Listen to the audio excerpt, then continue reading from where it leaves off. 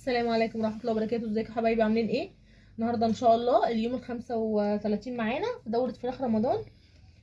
طبعا يا جماعة، اول حاجة انا بعتذر ان انا ما صورتش معاكم امبارح، بس للاسف انا ما كنتش لاقيه نشارة للفراخ، فكان الوضع تحتيهم صعب جدا، فما كانش هينفع ان انا اصورهم او ان انا اسيبهم يباتوا بالطريقة دي. والنهارده برضو حاولنا ان احنا ندور على نشارة، ما لقيناش للاسف. فكل اللي انا عملته ان انا حطيت لهم، يعني دي عباره عن زي مشايه كده قديمه عندي ما بنستخدمهاش، فحطيتها لهم كده تحتيهم لحد بس ما اقدر اجيب لهم نشاره بكره باذن الله. طيب، هنسمي الله. انا ما عملتش اي حاجه، انا بس عشان ما اطولش عليكم الفيديو حطيت لهم الميه وحطيت لهم العلف كده، ما حطيناش اي اضافات. طبعا احنا عارفين ان النهارده اليوم ال 35 هنوزن مع بعض.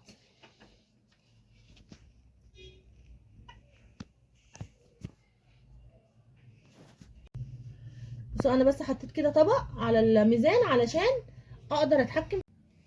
فكل اللي احنا هنعمله ان احنا هنصفر بس الميزان عشان نلغي ميزان الطبق نفسه، وهنسمي الله وهنبتدي نجيب الفراخ بتاعتنا نوزنها كده.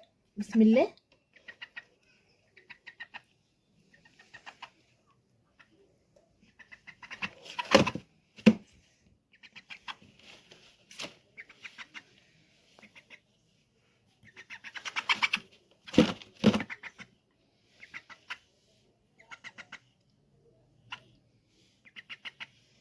ماشي،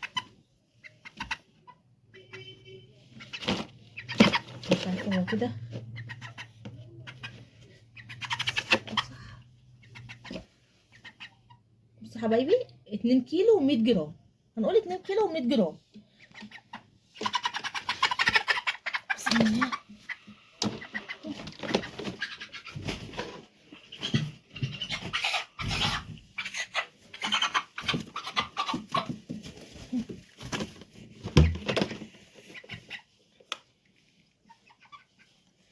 الميزان متصفر اهو يا حبايبي قدامنا.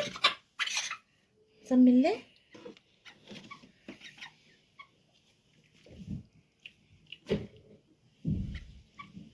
اتنين كيلو، يعني هو 70 جرام، هنقوله 50 جرام. 2 كيلو و50 جرام. تمام. تعالوا نشوف حاجه. طبعا انا الوقت الفرخ اللي هو كان صغير عنهم دوت انا مش عارفاه بصراحه، لان وزنه بقرب منهم قوي، فما بقتش عارفاه في وشهم. هي الاوزان اللهم بارك حلوه جدا. واحنا النهارده على ال 35 يوم، يعني لسه كمان معانا اللي هيذبح على ال 40 يوم، لسه معانا 5 ايام، يعني هيجيب معاكي وزن احسن يعني كمان.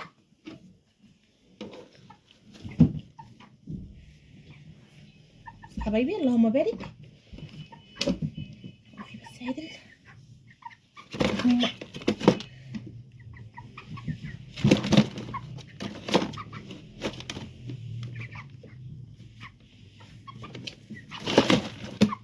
انا مش عارفه اظبطهم على.